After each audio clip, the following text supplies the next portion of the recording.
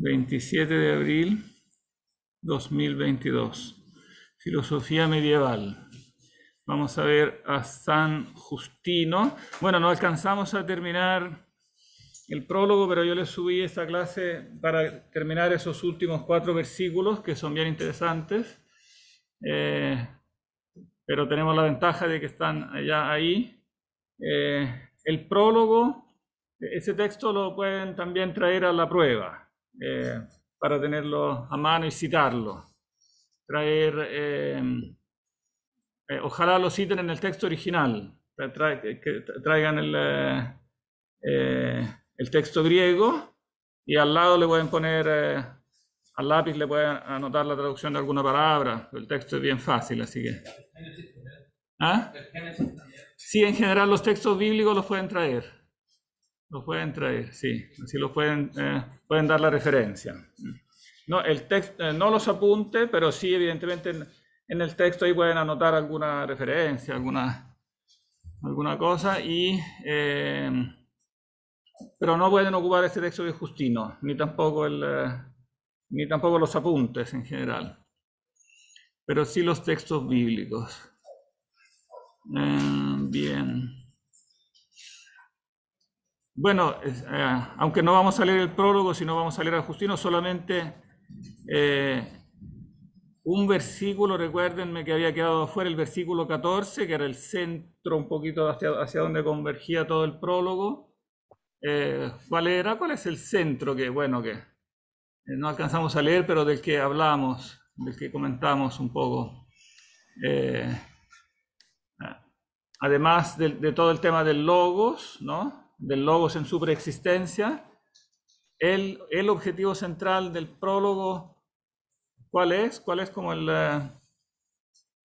anuncio como central que hace?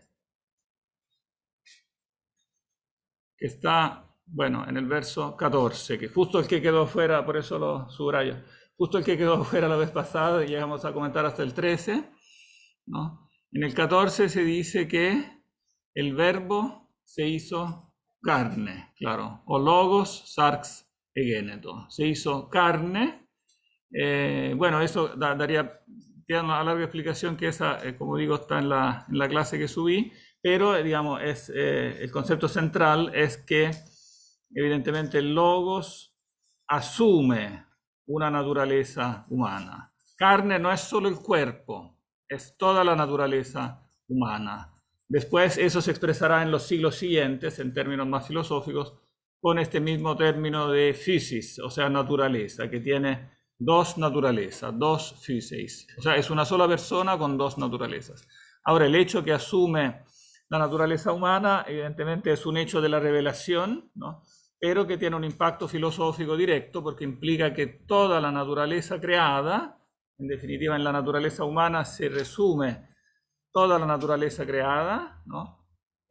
Toda ella es asumida por la divinidad y eso significa que entonces recibe una valoración totalmente diferente a la que tenía en la filosofía antigua, ¿no? En particular en la filosofía platónica. Para la filosofía platónica el ascenso al nous significa un dejar atrás, ¿no? Todo lo que es corpóreo y al final incluso todo lo que es humano, ¿no? O sea, hay que subir en esta escala hacia las ideas, ¿no? Hacia Dios, hasta dejar atrás todo lo que es corpóreo y finalmente todo lo que es humano, para unirse nuevamente, casi confundirse en Dios, ¿no? En cambio aquí la naturaleza humana y con ella toda la naturaleza creada es asumida y por lo tanto es eternamente, diríamos, para siempre, queda pegada, queda unida a la divinidad y no anulada, no dejada atrás. Digamos, toda ella es entonces valorada de una manera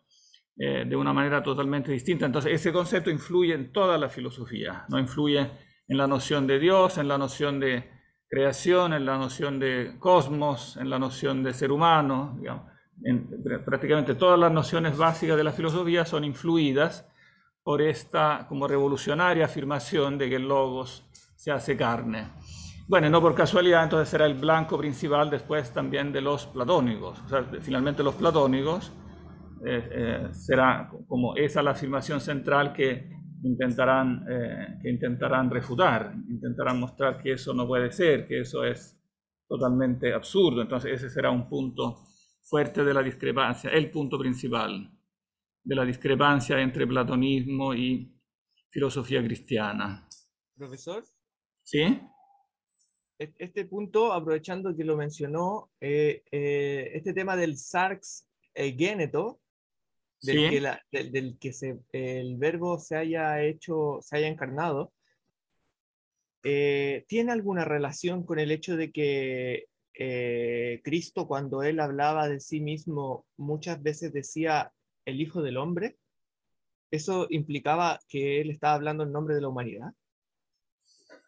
Sí, sí, puede decirse que sí. Esta fórmula, hijo del hombre, claro, implica que él está hablando en nombre de la humanidad, aun cuando en el contexto judío tiene también un significado mesiánico. O sea, el hijo del hombre es el Mesías en la terminología, sobre todo en la terminología del judaísmo apocalíptico de los últimos siglos antes de Cristo. Este título de hijo del hombre aparece en el profeta Daniel en particular. Se dice que vendrá sobre las nubes, dice el texto de Daniel al capítulo 7, alguien parecido a un hijo de hombre. Claro, Jesús entonces, cuando habla de sí mismo como hijo del hombre, claramente hace referencia a esa visión que aparece en Daniel. Porque es hijo de hombre, ¿no? Pero entonces es humano, claramente, pero al mismo tiempo aparece en las nubes. Entonces también claramente viene del cielo, ¿no? El hijo del hombre que ha bajado del cielo, dice en el mismo texto de San Juan en el capítulo 3, cuando habla con Nicodemo, ¿no? El hijo del hombre está como aparente paradoja, ¿no? Que es humano, pero al mismo tiempo viene de arriba, ¿no? Yo vengo de arriba, es un tema recurrente en todo el Evangelio de San Juan, ¿no? Yo no soy de aquí abajo, yo soy de ahí arriba, ¿no? Pero sin embargo, soy totalmente humano. Entonces están ahí estas dos naturalezas. Entonces, claro, quiere decir que es humano, pero al mismo tiempo está hablando de algún modo de la preexistencia, ¿no? Perdón, ¿cuál fue el referente que dijo de Daniel? ¿Eso está en Daniel? En el capítulo 7, sí, de Daniel. Gracias. La fórmula hijo del hombre ya está antes, ya está en Ezequiel, ¿no? Pero en Daniel adquiere este significado como de revelación apocalíptica. Daniel tiene esta visión donde ve a Dios, se le muestra como este anciano con un pelo blanco, y después al anciano se le acerca esta figura misteriosa que es el hijo del hombre. Y bueno, después en Daniel también en los capítulos siguientes, en el 9, en el 10, hay otras profecías apocalípticas que también se refieren a esto. Cuando digo apocalíptica, ¿se entiende esta palabra? ¿Ah? Claro, apocalipsis significa revelación, ¿no? Claro, es revelación que se refiere a los últimos días, pero en general, más en general, es revelación de toda la acción de Dios en la historia. Ese es el título del otro gran escrito, de hecho, de San Juan, ¿no? Apocalipsis de San Juan, que es uno de los apocalipsis que se escribieron en esta época, donde el género apocalíptico tiene bastante fuerza, pero el Apocalipsis de Juan es el único que queda después como libro canónico, como parte de la Sagrada Escritura cristiana. Bueno, y en el Apocalipsis de Juan también están fuertes estos rasgos cristológicos de Cristo como ser preexistente, ¿no? que es el alfa y el omega, o sea, a pesar que es un escrito muy distinto como estilo al Evangelio, pero algunos temas fuertes están presentes tanto en el Apocalipsis como en el Evangelio de San Juan, lo que acredita que efectivamente provienen como de una misma tradición, que ambos provienen de la comunidad joánica, o sea, en último término se remontan al apóstol Juan, al discípulo amado. Bien. Con Justino, en cambio, ya avanzamos en el tiempo, al menos unos 50 años más, estamos hacia el año 150. Y con Justino ya tenemos entonces un texto filosófico en el sentido estricto, o sea, donde aparece como argumentación filosófica. Porque en los textos bíblicos nosotros vemos como los conceptos, como enunciados, ¿no? Pero no la argumentación. Para ir a la argumentación hay que ir a los filósofos cristianos. Y bueno, y esa misma frase, filósofo cristiano, es un invento de Justino. O sea, él fue, al menos que nosotros sepamos, el primero que de forma programática se quiso llamar a sí mismo filósofo cristiano. Y quiso llamar su doctrina, entonces su enseñanza, filosofía cristiana. O sea, abrió una escuela de filosofía cristiana. En otras palabras, él llegó al cristianismo desde la filosofía y quiso mostrar cómo el cristianismo no se oponía a la filosofía griega, sino que todo lo contrario, la complementaba. O sea, permitía explicar cosas que la filosofía griega nunca había podido aclarar y permitía corregir los errores que en la filosofía griega no se habían podido corregir, y eso daba pie a contradicciones. Entonces, este escrito de Justino, o sea, todos los escritos en realidad, tanto las apologías como el diálogo con Trifón, son todos parte de este único programa. Mostrar cómo la filosofía griega, ¿no?, ha descubierto verdades fundamentales, por lo tanto los cristianos deben aprovecharlas, ¿no?, porque el propio Sócrates, de algún modo, fue inspirado por la divinidad. O sea, claramente es un hombre que amó la verdad, murió, de algún modo también anticipando, prefigurando también el drama de Cristo que muere por la verdad, ¿no? También Sócrates, en el fondo, había hecho lo mismo. Entonces, claramente es un hombre especial, ¿no?, en el cual la divinidad ha hablado de un modo especial. Y lo mismo Platón, ¿no? No así, evidentemente, necesariamente todos sus discípulos, que pueden haber simplemente repetido una tradición y pueden haberse equivocado, como él después mostrará, ¿no? Bueno, él es un griego de cultura, palestino de nacimiento. De hecho, lo dice acá al comienzo de la Apología, natural de Flavia Neápolis, en la Siria palestina.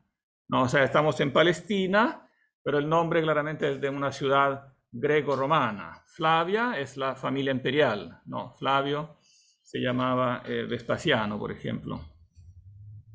Y Neápolis, obviamente, es una palabra griega, ¿no? Nueva ciudad, Neápolis, ¿no? Las muchas Neápolis que había en el Imperio Romano.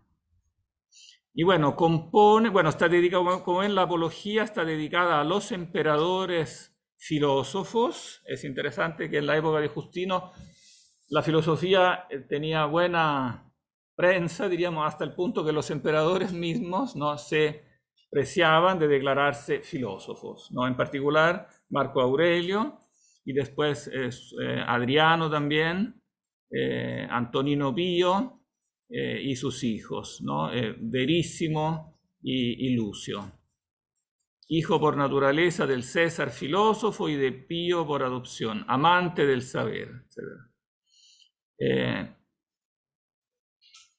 ¿Qué significa apología? ¿Por qué Justino escribe apologías? ¿Y por qué, bueno, prácticamente toda esta época de la filosofía cristiana, todo el siglo II, en general se conoce como época de los apologistas? ¿Por qué este género literario? ¿Qué significa? Significa defensa. ¿Cómo? Una defensa de la doctrina cristiana. Una defensa, sí, del cristianismo en general contra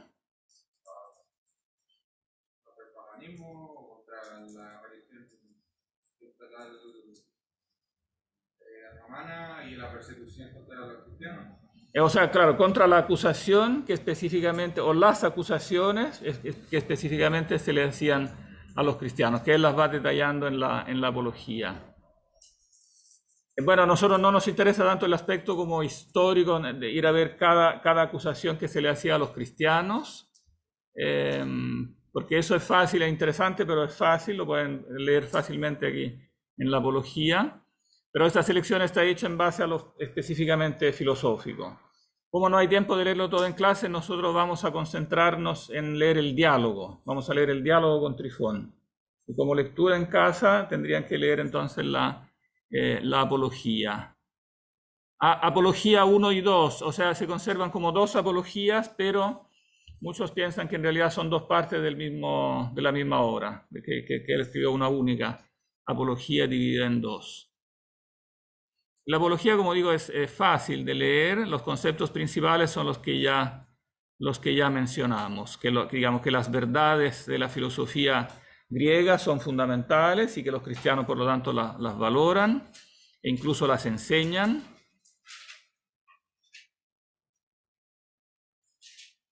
Y bueno, sí se contrapone, es típico de la filosofía cristiana antigua en general, contraponer filosofía griega a religión griega. O sea, y en eso ellos son discípulos de Platón, tal como Platón había criticado la religión griega, mostrando que tenía errores, ¿no? Así ellos siguen con en definitiva con esta misma crítica, ¿no? Dios no es el Dios, no son los dioses, muchos dioses de los que habla Homero. Zeus no se dedica a engañar a su esposa. Digamos, todas estas cosas que narran los mitos paganos son falsas, como había explicado Platón en la República, ¿no? Incluso hay que tener cuidado con enseñarlas, ¿no? Platón decía que no hay que enseñar Homero a los niños porque tiene muchos errores teológicos, ¿no? Aunque después, digamos, como era imposible quitar Homero de la educación y también la otra literatura clásica, la estrategia de los filósofos se convirtió más que en tratar de eliminarlo del currículum, a Homero por ejemplo, tratar más bien de reinterpretarlo alegóricamente. O sea, mostrar que estos dioses que hacen estas cosas aparentemente raras, en realidad no son más que alegorías, símbolos de conceptos filosóficos. Por ejemplo, Atena, hija de Zeus, representa la sabiduría, etcétera. O sea, son válidos como representaciones alegóricas. Eso enseñaba la escuela platónica, medio platónica, digamos, y en general hasta el final de la escuela. El verdadero Dios no tiene nombre, no es inefable. Hay semillas del verbo, fíjense, lean especialmente con atención esto.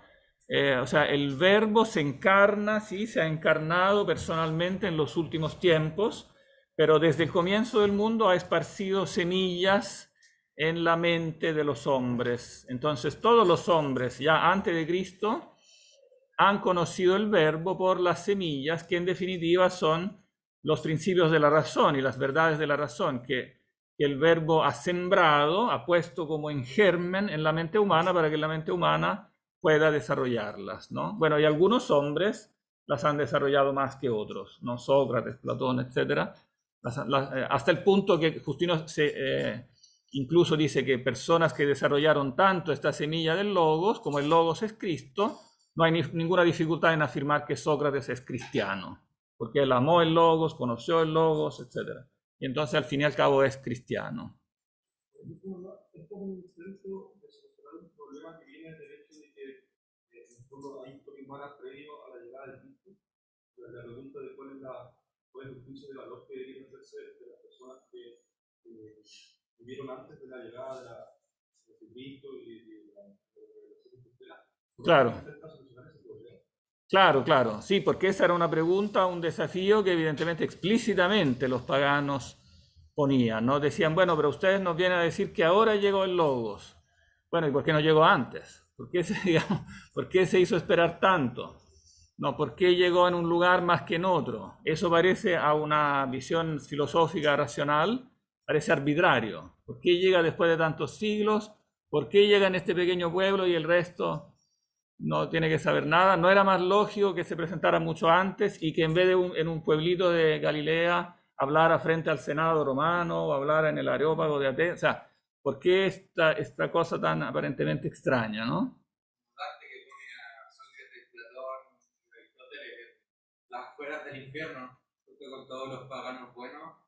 Claro. Antes de la llegada de Cristo. Claro, los pone en el limbo, claro, en un castillo, donde tienen un tratamiento especial, claro. Sí, todos los sabios de la antigüedad. Claro, es una forma distinta, digamos, una forma distinta medieval, pero de expresar el mismo concepto básico, ¿no? O sea, que ya los paganos conocieron, en definitiva, ciertas verdades, ciertas virtudes, ¿no? Y por lo tanto, claro, Dante los pone así ahí en este lugar de donde no pueden ir al cielo, pero algunos igual van al cielo, o sea, igual haya la manera de encontrar excepciones a esta regla, ¿no? Por ejemplo, el poeta latino Estacio lo encontramos en el Purgatorio, Catón, el Luticense lo encontramos, etcétera, digamos.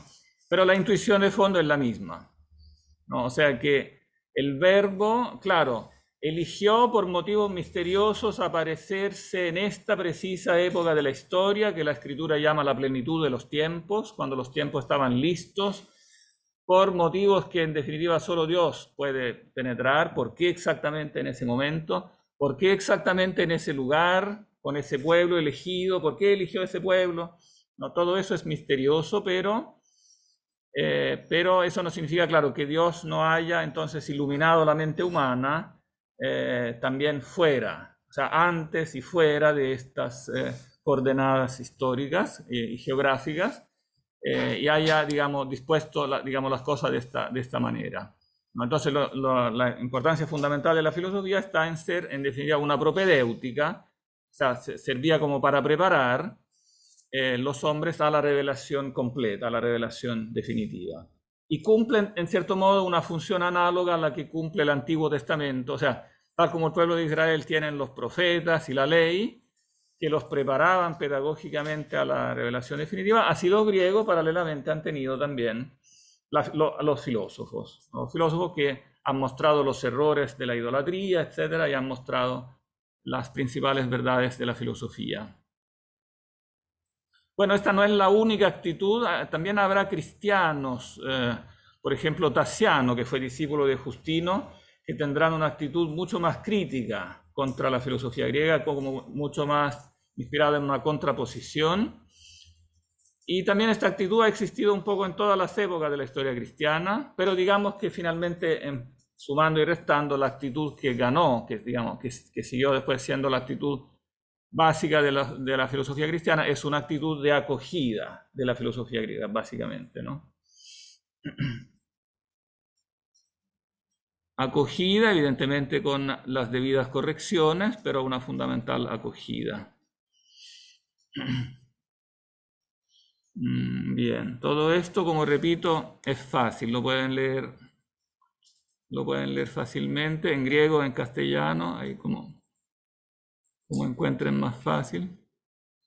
Poseemos al verbo entero, ¿no? O sea, todos poseen, en definitiva, todos los seres humanos tienen un acceso parcial al verbo. La única diferencia es que cuando el verbo se encarna, en definitiva, da la posibilidad a quien se hace cristiano de poseer el verbo entero, claro. Entero y también de forma, evidentemente, personal, ¿no?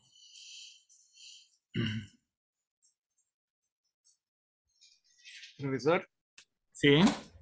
Parece que la gran distancia que es la que tienen que sortear dentro de los ejercicios apologéticos está el tema de que para los griegos los dioses pertenecían en cierta manera al cosmos de la naturaleza, eran algo que estaba dentro de un mundo con el cual convivían. En cambio, que se les presente un dios como verbo que es trascendental, es algo completamente ajeno. Pero sí, pues, se puede tomar como antecedente el hecho de que Heráclito haya escrito y que conservemos estos fragmentos de Heráclito donde el logos se menciona de una manera que también puede ser trascendental, porque permanece en el cambio y trasciende. Entonces Claro. hay algo ahí interesante entre que por una parte los griegos intentaban conservar el paganismo en dioses que eran de la naturaleza o que pertenecían al mismo plano, en cierta manera, pero aparece atravesado transversalmente este tema ya desde los presocráticos, hablándose acerca del logos como algo que es y no es, en el sentido, por eso se genera tanta confusión ahí, de que es y no es, que es esto, no es esto, porque lo está traspasando. Claro, que no tiene nombre en el sentido que, claro, no es parecido a ningún ser de la naturaleza. Claro, está esa intuición de Dios. Y que puede hablar a través de él, sin ser él. Entonces hay como unas pequeñas pistas, parece. Claro. Bueno, y esa idea de la trascendencia de Dios, evidentemente, es finalmente la idea, como el descubrimiento más fundamental de la filosofía platónica, aun cuando después ahí también el cristianismo tendrá que aportar algunas correcciones, porque aun cuando los platónicos hablan no de un Dios absolutamente trascendente, pero finalmente esta trascendencia no es tan radical. O sea, la filosofía cristiana le agregará más todavía. O sea, el Dios cristiano es trascendente de un modo más radical. Como veremos, una pequeña precisión terminológica, hay que decir que Dios es trascendente, no trascendental, porque el adjetivo trascendental es un adjetivo que tradicionalmente se refiere a los conceptos de la mente humana. O sea, los conceptos de la mente, hay algunos conceptos de la mente humana que la tradición medieval ha llamado trascendentales, y de la filosofía medieval después eso ha pasado a la filosofía moderna y contemporánea, y se usa esta palabra trascendental para algunos conceptos de la mente humana. Por ejemplo, el concepto de ser, de bien, belleza, etc. Pero el ser real, o sea, Dios, el ser mismo real absoluto, Él es trascendente. Es el ser que Él mismo trasciende, no es simplemente trascendental. No tiene, porque trascendental da la idea como de algo que tiene que ver con lo trascendente, pero no es directamente trascendente, ¿no? O sea, es algo que hace, diríamos, un poco la conexión. ¿Qué decías? Sí, tenía dos preguntas. ¿Cómo en este momento del cristianismo se procesa el carácter antropológico, o sea, antropomórfico que tiene el Dios del Antiguo Testamento? Porque usted decía que se rechazaba o se tomaba al menos como alegoría el carácter antropomórfico de los dioses griegos.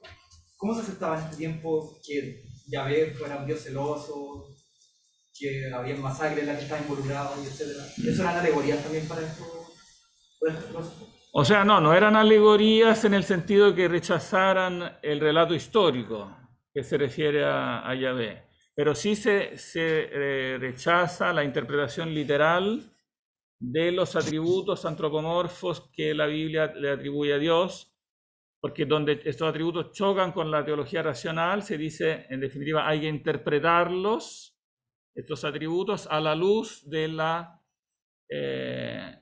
doctrina racional sobre Dios, ¿no? Entonces, claro, si se dice, por ejemplo, que Dios se enoja y después se calma, eso, tomado literalmente, significaría que Dios cambia. Como la teología racional dice que Dios no cambia, eso debe ser rechazado. Pero evidentemente no significa que no tenga un significado, o sea, tiene un significado alegórico. Se dice que Dios se enoja, pero no significa que cambia, ¿no? En el fondo, como explicará después Agustín, lo que cambia es la perspectiva. Somos nosotros, o sea, somos nosotros que nos alejamos de Dios porque nosotros cambiamos. Entonces nosotros, si nos giramos de un cierto modo, tenemos a Dios enojado, y si nos disponemos de otro modo, tenemos a Dios calmado, pero no porque Él cambie, no, es nuestra disposición que cambia. Es como si yo, en el fondo, estoy en la corriente de un río. Si yo trato de oponerme a la corriente, voy a decir que la corriente está enojada conmigo. Si yo, en cambio, voy con el viento, con la corriente, voy a decir que el viento es amigo mío, me lleva, pero no porque Él cambió. No porque Dios cambió. Soy yo que tengo que, digamos, adecuarme, digamos, a la voluntad de Dios. Y entonces tendré a Dios de amigo o de enemigo. No porque Él cambie. Lo mismo con claro, por ejemplo, la decisión de la encarnación. El hecho de que Dios se encarne no significa que antes no lo hubiera pensado y en un momento... Claro, la encarnación ocurre en el tiempo, pero no porque Dios cambie de idea. Él simplemente lo planea eternamente así desde el comienzo. Lo mismo la creación, ¿no? Que la creación empiece en un momento no significa que Dios cambie de idea, que antes no creaba y de pronto se le ocurrió crear, sino que la creación está eternamente, digamos, en la planificación divina. No es Dios quien cambia. Este es un debate, en todo caso, que llega hasta hoy, ¿eh? Hasta hoy pelean los que dicen, no, es que hay que tomarlo literalmente. Y otros que dicen, no, tienen que prevalecer los principios racionales en la hermenéutica del texto bíblico, ¿no?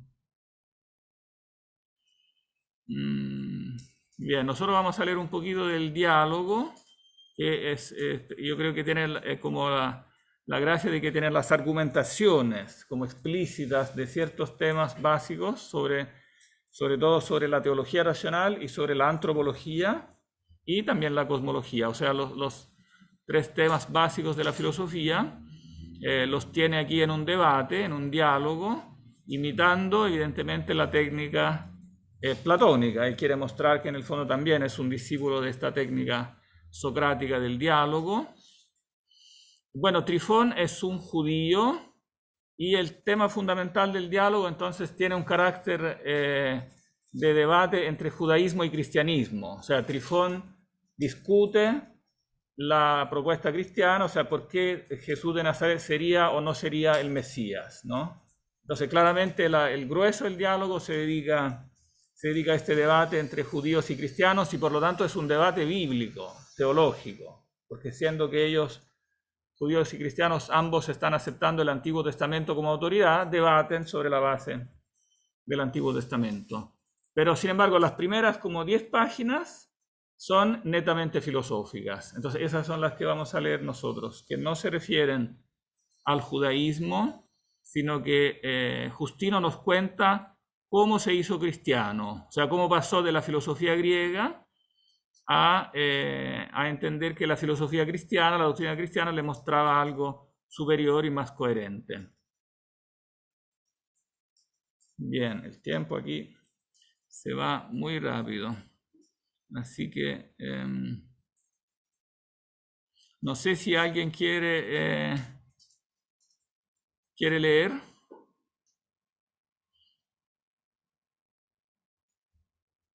Lo que sí, los que leen tendrían que acercarse aquí, no sé yo cómo los captan, tendrían que ponerse en un lugar estratégico donde la máquina nos capta. Desde acá le puedo leer un párrafo si quiere. Ah, ya, tú puedes leer de allá y esto tú tienes micrófono directo. Y quizás si alguien más te quiere acompañar de acá, tendría que colocarse en un lugar donde, yo no sé, donde quizás como en las primeras filas sale mejor. Es un diálogo, así que necesitarían ser 2. ¿Tú puedes leer? Intenta acercarte un poquito a ver si te capta bien.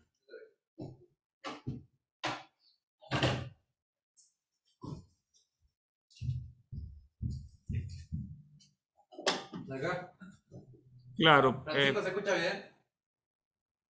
bien? Sí, se oye. Ah, ya, perfecto. Ya, excelente. Trata de todas maneras de hablar fuerte, güey. ¿Quién es entonces Justino? Bueno, el yo que habla, Pasellábame y yo, es Justino mismo, el que habla. Y el otro que le contesta es Trifón. Después cambiará el interlocutor. Entonces,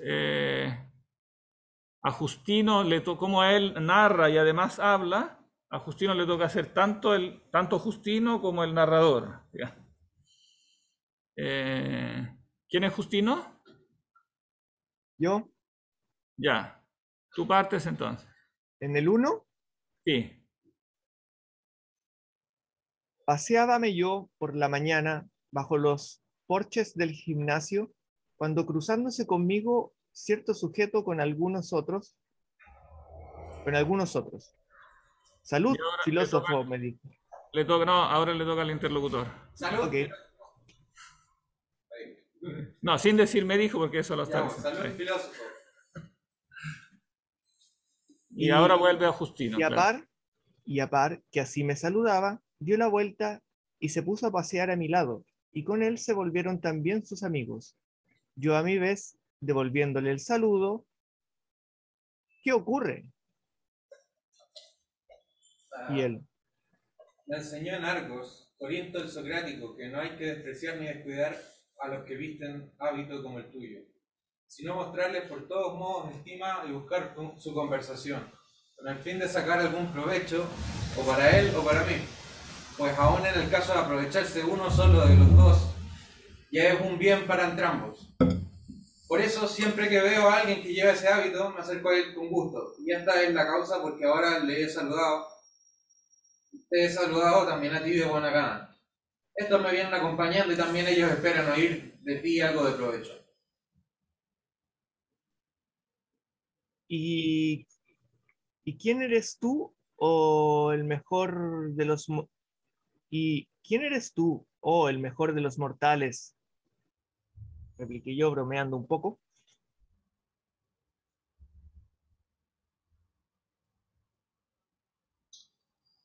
Yo me llamo Trifón y soy hebreo de la circuncisión, que huyendo de la guerra recientemente acabada, vivo en Grecia, la mayor parte del tiempo en Corinto. ¿Y cómo? ¿Y cómo pudieras tú sacar tanto provecho de la filosofía cuanto de tu propio legislador y de los profetas? ¿Pues qué? ¿No tratan de Dios los filósofos en todos sus discursos y no versan sus disputas siempre sobre su unicidad y providencia? ¿O no es objeto de la filosofía el investigar acerca de Dios? Ciertamente, y esa es también mi opinión. Pero la mayoría de los filósofos ni se plantean siquiera el problema de si hay un solo Dios o hay muchos, ni si tienen o no providencia de cada uno de nosotros, pues opinan que semejante conocimiento no contribuye para nada a nuestra felicidad. Es más, intentan persuadirnos que si el universo en general y hasta de los géneros y especies se cuida a Dios, pero ya no ni de mí, ni de ti, ni de las cosas particulares, pues de cuidarse no le estaríamos suplicando día y noche. Ahora, no es difícil comprender el blanco a que tiran esas teorías. Los que así opinan aspiran a la inmunidad, a la libertad de palabra y de obra, a hacer y decir lo que les dé la gana, sin temer castigo ni esperar premio alguno de parte de Dios. ¿Cómo en efecto lo esperan quienes afirman que yo y tú hemos de volver a vivir vida igual a la presente, sin que nos hayamos hecho ni mejores ni peores?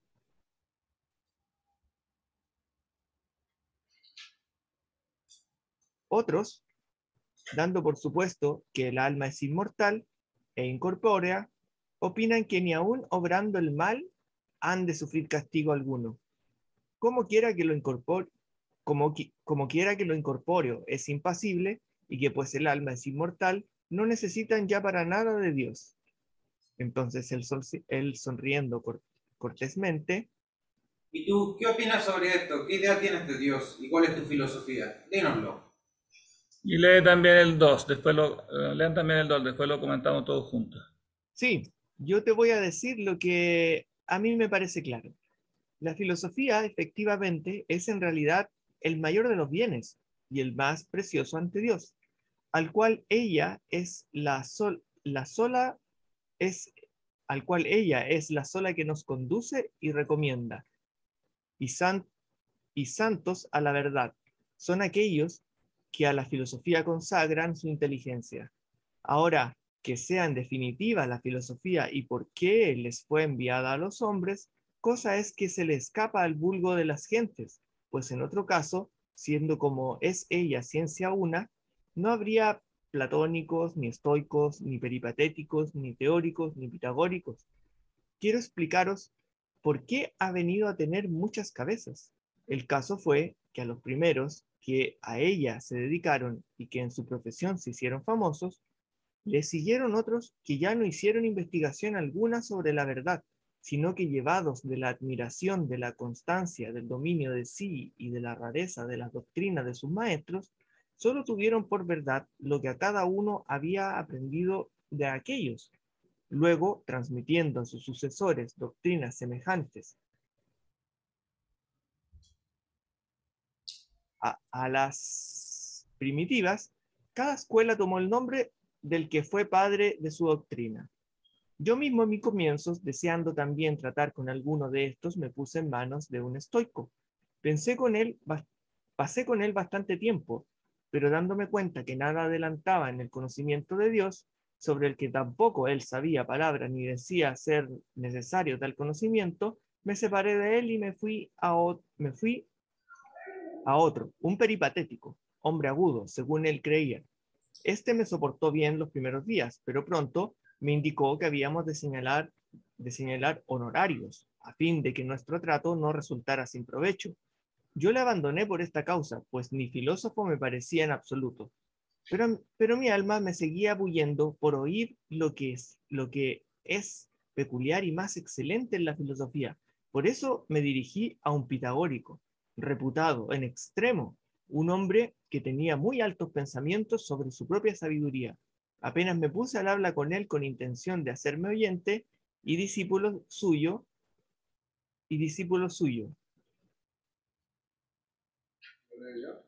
Sí, léelo tú, sí. Muy bien, ya has cursado música, astronomía y geometría, ¿o es que te imaginas vas a contemplar alguna de aquellas realidades que contribuyen a la felicidad, sin aprender primero esas ciencias que han de desprender al alma de lo sensible y prepararla para lo inteligible, de modo que puedas ver lo bello en sí y lo que es bueno en sí? Hízome un largo panegírico de aquellas ciencias, me las presentó como necesarias y confesándole yo que las ignoraba, me despidió. Como es natural, me molestó haber fracasado en mi esperanza, más que yo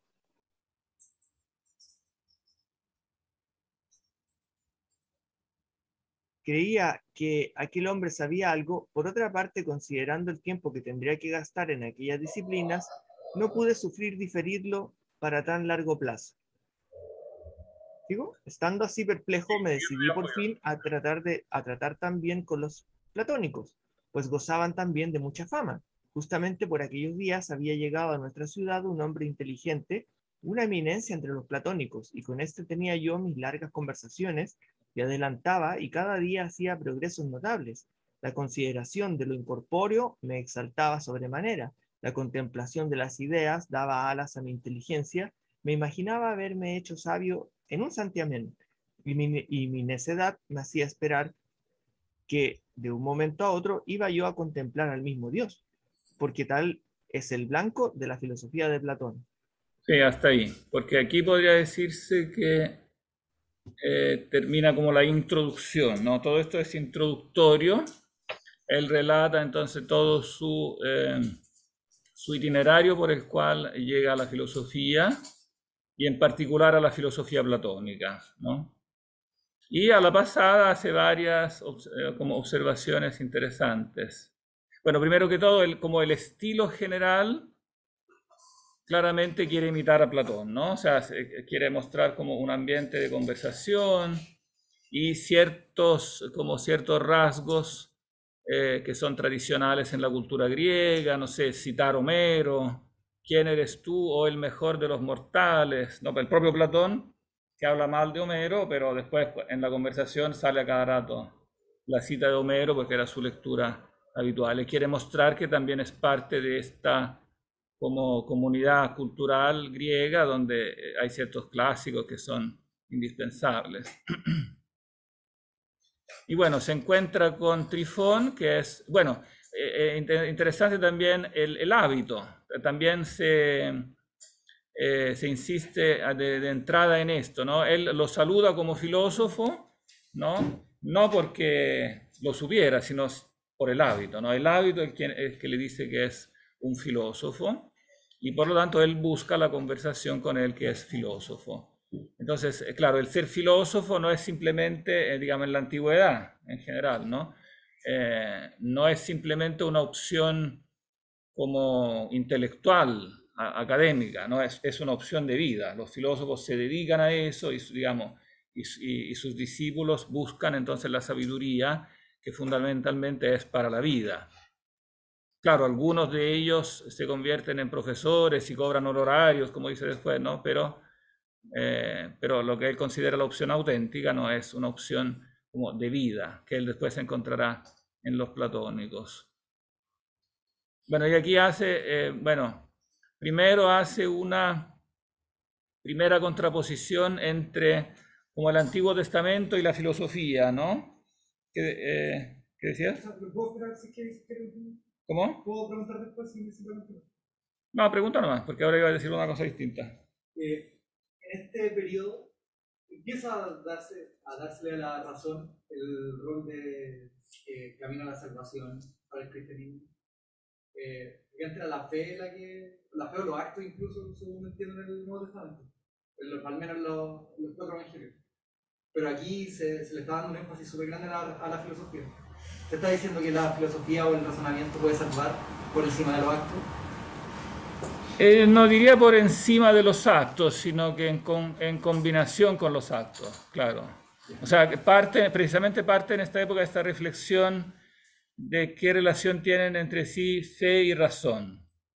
Cómo hay que utilizar la razón, qué es y cómo hay que utilizarla, y qué es la fe, claro, y qué relación tiene con la con la razón, ¿no? Porque la fe es algo también racional, en definitiva. ¿Y por qué la razón últimamente necesita de la fe? Claro, en definitiva, como esta dialéctica entre fe y razón siempre fue básica para toda la filosofía cristiana, ¿no? No es una filosofía... Hay sí corrientes de la filosofía cristiana moderna que han intentado como separar las dos cosas, casi decir, bueno, tenemos la filosofía como ramo aparte, y claro, académicamente es cómodo que haya un ramo aparte, porque es más fácil, digamos, didácticamente, pero eso no puede ser llevado a la idea como de que la filosofía cristiana sería una doctrina filosófica completamente separada de la teología, y después aparte viene el ramo de teología, como si fueran dos cosas separadas. No, porque es parte de la filosofía cristiana la propia relación entre la fe y la razón. Entonces, ¿por qué la fe, en definitiva, es necesaria para la razón? Y entonces, si se da razón de por qué la fe es necesaria para la razón, evidentemente la fe también tiene que ser racional. Entonces, es la racionalidad de la fe la que después permite también abrazar la fe misma. Claro, no es solo una opción racional, hay algo más, hay algo sobrenatural en la fe. O sea, la fe para el cristianismo es una virtud sobrenatural, digamos, es algo que sobrenaturalmente viene de la gracia. Pero para acogerla se necesita no solo el acto de la voluntad, sino que se necesita un asentimiento racional, que no puede ser contrario a la razón, ¿no? Tiene que ser, digamos, no solo no contradictorio, sino que tiene que ser en armonía con la razón, ¿no?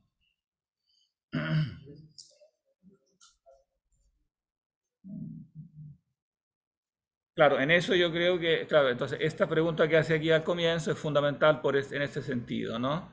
En esta pregunta que le hace, ¿cómo pudieras tú sacar tanto provecho de la filosofía cuanto de tu propio legislador y de los profetas, ¿no? Esa es una pregunta como provocatoria. ¿Por qué tú? Porque el otro le dijo, es que a mí me interesa mucho de la filosofía, quiero conversar con los filósofos.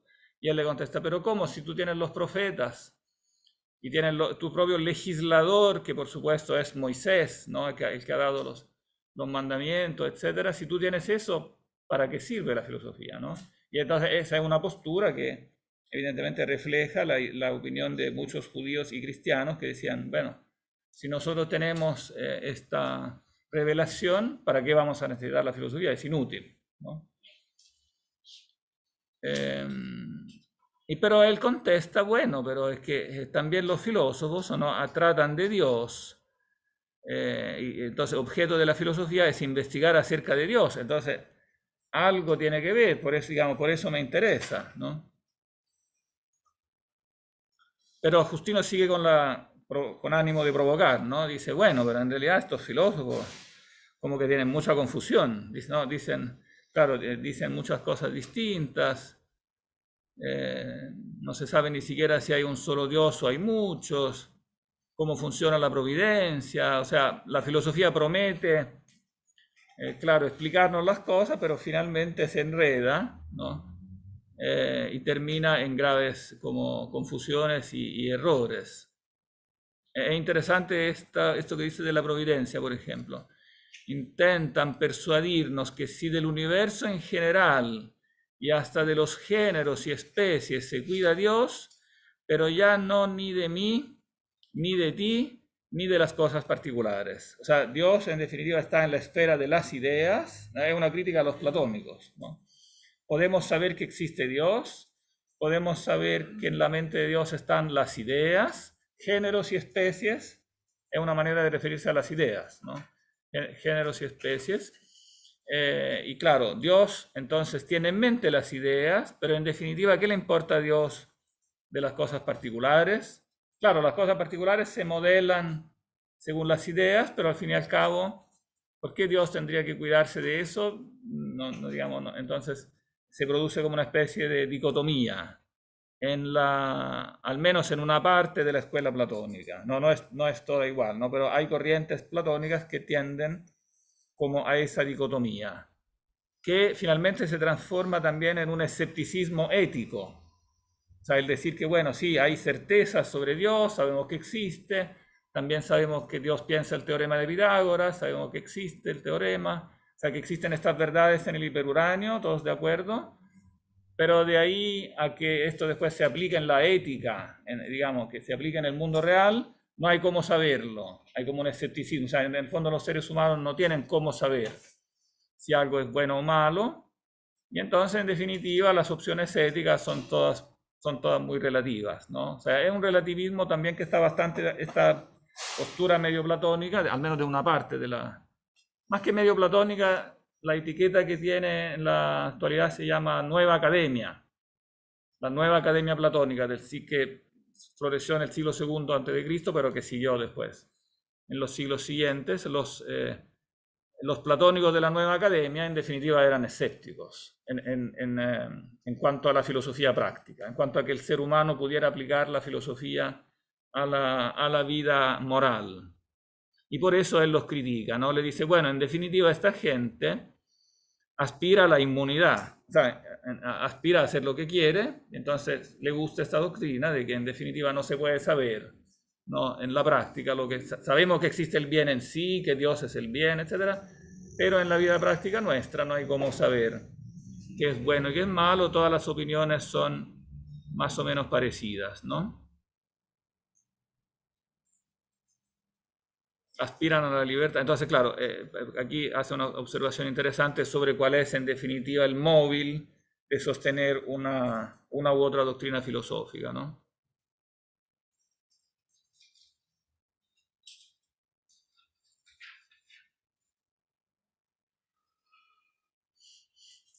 Claro, otra doctrina que se presta como a este relativismo ético es también la doctrina de la impasibilidad del alma. Ellos dicen, bueno, Platón ha demostrado que el alma es inmortal, que es parecida a las ideas, en definitiva es divina, en definitiva es impasible.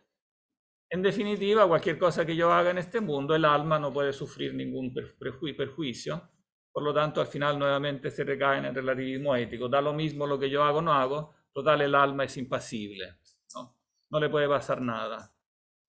Bueno, esa es una doctrina de algunos platónicos, también es una doctrina de un movimiento que era muy fuerte en tiempo de Justino, que es el movimiento gnóstico, el gnosticismo, que es una doctrina que también toma elementos religiosos orientales, pero también toma elementos platónicos y construye una especie de religión autónoma, que en el siglo II era especialmente fuerte, y también atraía a muchos cristianos. Y doctrina característica del gnosticismo era precisamente esta, que en definitiva el alma es impasible y divina, y por lo tanto cualquier cosa que haga en el ámbito ético en el mundo al final no la puede atacar, no la puede corromper. No existe eso que llamamos corrupción en el sentido ético, porque el alma es impasible, volverá a Dios. Digamos, la similitud típica que hacían los gnósticos eran la del oro. Es como el alma es como una moneda de oro que tiene grabada una imagen, ¿no? Y aunque esté en el barro, el oro no se oxida. Aunque se mezcle con el barro, entonces cualquier mala acción que haga, metafóricamente, finalmente eso no la perjudica. Basta una limpiadita y está lista de nuevo. ¿Sí? Para entender por qué se pudiese enganchar a gente cristiana o a personas que profesan la religión cristiana, tal vez podría ser una interpretación diferente del perdón de Dios, como que por el hecho de que Dios nos va a perdonar de todas formas se podría comprar que el alma no puede ser perdonada. Claro, es una forma de interpretar, el perdón, ¿no? Pero que evidentemente distorsiona el concepto verdadero del perdón, ¿no? ¿Qué consecuencias prácticas tiene esa idea gnóstica? ¿Qué consecuencias prácticas tiene el pensar que el alma es incorruptible? La consecuencia práctica es que cualquier cosa que tú hagas, finalmente te vas al cielo igual, ¿no? O sea, digamos que en definitiva el alma es divina y está hecha para volver a Dios. Está hecha como un metal que es atraído por un imán. Claro, tiene un libre albedrío por el cual puede revolcarse en el barro un cierto tiempo, pero finalmente eso no es importante porque tendrá que pasar por un lavado y se irá al cielo muy rápido. Profesor, Espera un poquito que está hablando. Si habla como, de Dios en este caso, de que se vaya al cielo el alma por sus características, ¿hay otro lugar como otra opción donde el alma podría ir? O sea, obviamente no lo hace, pero si habla de Dios y del cielo, se puede hablar también de, por ejemplo, una tribulación, como un lugar de frutos de dientes, como también Ah, tú dices un castigo ultraterreno. claro, porque al final, ¿de qué valdría entonces ser hijo de Dios, por ejemplo? Tú dices, pero tu pregunta es sobre los gnósticos. ¿Qué piensan los gnósticos de eso? Al final, o sea, creen que hay algo superior claramente, Sí. pero debería haber algo inferior, ¿no? Porque ¿de qué sentido tiene entonces ser hijo de Dios? O sea, ¿qué sentido tendría ser hijo de Dios? Ah, es que ellos, claro, le dan su propia interpretación a esto de ser hijo de Dios. Para ellos hay diferentes clases de almas. Para ellos no todos los seres humanos tienen la misma alma. Claro, hay seres humanos que tienen un alma meramente material y mortal, y por lo tanto una vez que se mueren, digamos, no van a ninguna parte. Eso según la visión gnóstica, son los paganos. O sea, ellos tienen una visión determinista, o sea, dicen todos estos paganos que no se han convertido ni al cristianismo, ni al judaísmo, ni al gnosticismo, es porque simplemente son como los animales, en pocas palabras. O sea, simplemente son animales que tienen un alma inferior y por lo tanto su destino era quedarse ahí con la idolatría y finalmente morirse, digamos. Después están, según los gnósticos, después están los católicos, que los católicos tienen un alma intermedia, según ellos. Entonces tienen un alma que sí puede, claro, tiene mayor libre albedrío, porque sí puede portarse mal y sufrir entonces una especie de purgatorio en el más allá, o también portarse bien y tener una salvación, una especie de salvación intermedia, pero no propiamente llegar al cielo, sino llegar a un lugar de una bienaventuranza intermedia, una especie de limbo, ¿no? Y después están en cambio los gnósticos, que ellos sí son los que tienen el alma divina propiamente tal, y ellos entonces se irán al cielo y tendrán entonces una salvación propiamente tal en el sentido de llegar hasta Dios, ¿no? Entonces, claro, los gnósticos además tenían esa estrategia que después en la práctica funcionaba, porque cuando los acusaban de algo, en definitiva decían, pero a nosotros eso no nos afecta. Pero cuando los católicos caían también en alguna falencia, decían, a ustedes les afecta porque ustedes tienen como un alma diferente, ¿no? Si ustedes tienen que portarse bien. Entonces, era una cosa muy bien estructurada. Y bueno, Justino también escribió evidentemente contra los gnósticos, solamente que las obras de Justino contra los gnósticos no nos han llegado, se han perdido. Pero si ustedes quieren saber sobre los gnósticos, hay que leer a San Ireneo, que Ireneo es contemporáneo de Justino. Les voy a subir el texto porque es interesante. Contemporáneo más o menos de Justino, él escribió un libro, una obra bastante grande contra los gnósticos, y en la primera parte de esta obra explica muy bien la doctrina gnóstica. Es la primera y la más completa explicación al menos de la gnosis valentiniana, que era la gnosis más especulativamente fuerte. No la puedo ni resumir aquí porque es complicada. Son como varias páginas bien densas de Ireneo donde explica la teología, la antropología gnóstica y la refuta ampliamente. Se llama la obra Contra los herejes, pero es contra los gnósticos en concreto. ¿Qué decía? Francisco. Profesor, en este momento todavía se usaba la estructura tripartita del alma que tenían los griegos clásicos, o ya no, que eso que era que había un alma vegetativa, sensitiva y racional. Sí, en las escuelas se enseñaba, claro, en la escuela, en la academia se enseñaba, con algunas variantes en la escuela aristotélica, en la pitagórica, sí, esa doctrina se enseñaba.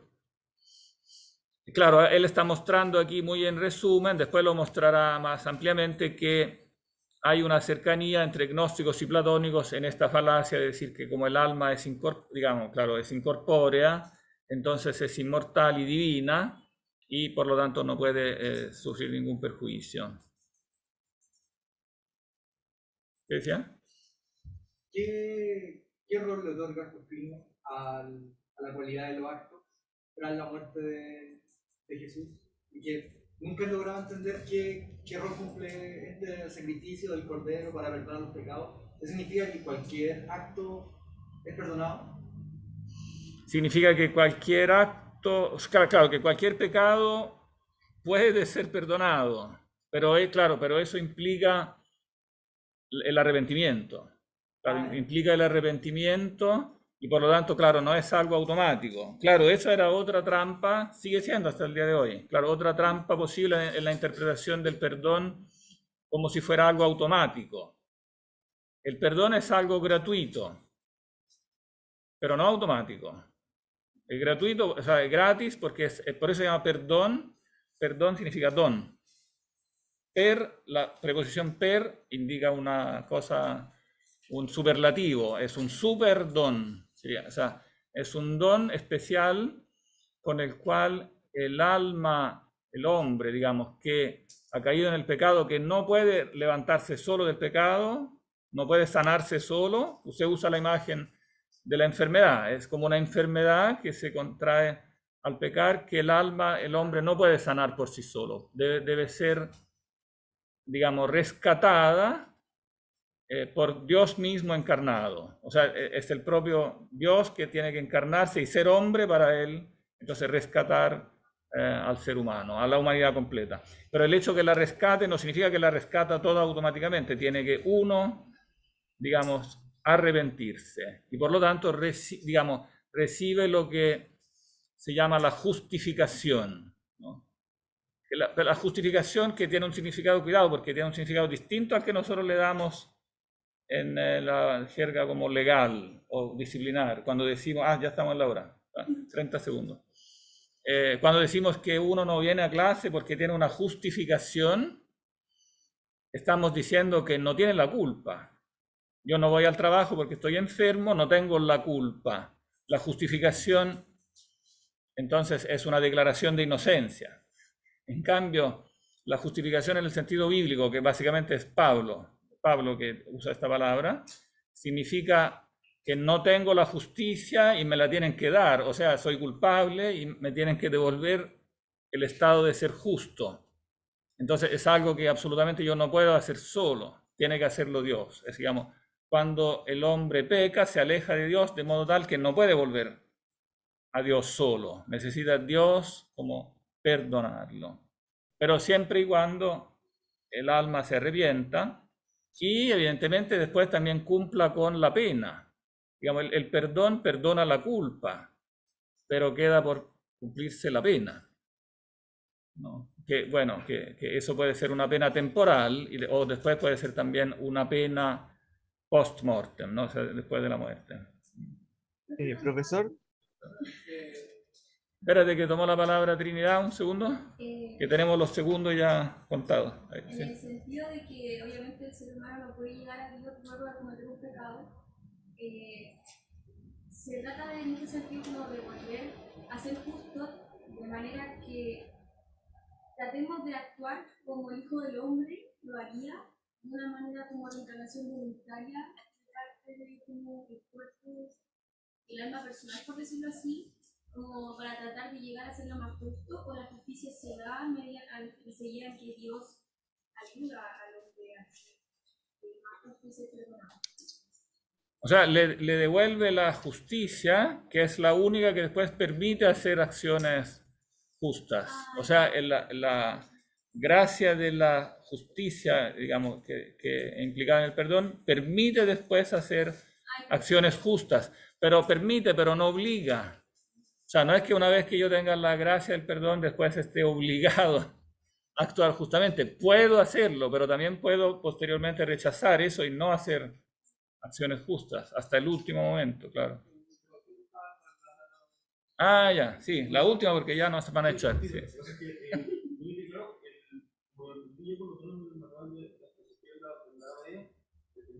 gnosticismo un término más paraguas que una variedad de doctrinas distintas.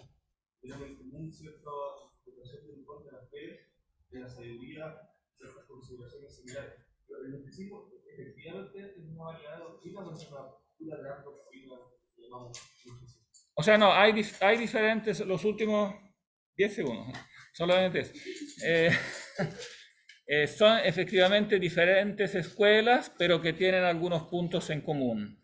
Para resumir, el punto en común básico, absolutamente fundamental, en 10 segundos, lo que dice el gnosticismo es que la gnosis, o sea, el conocimiento, es la forma para llegar a Dios. Eso significa que cuando yo tomo conciencia de que mi alma es divina, llegaré a Dios. Tengo que solamente tomar conciencia. Ese es el punto clave, porque una vez que tomo conciencia de eso, el resto sigue, porque el alma que es divina finalmente se reunirá a Dios, ¿no? Entonces se desvalúa completamente el rol del libre albedrío. La doctrina gnóstica desvalúa completamente el libre albedrío. Eso es lo que acomuna a todas las escuelas gnósticas. Bien, vamos a tener que irnos porque ya seguiremos conversando. Finalmente,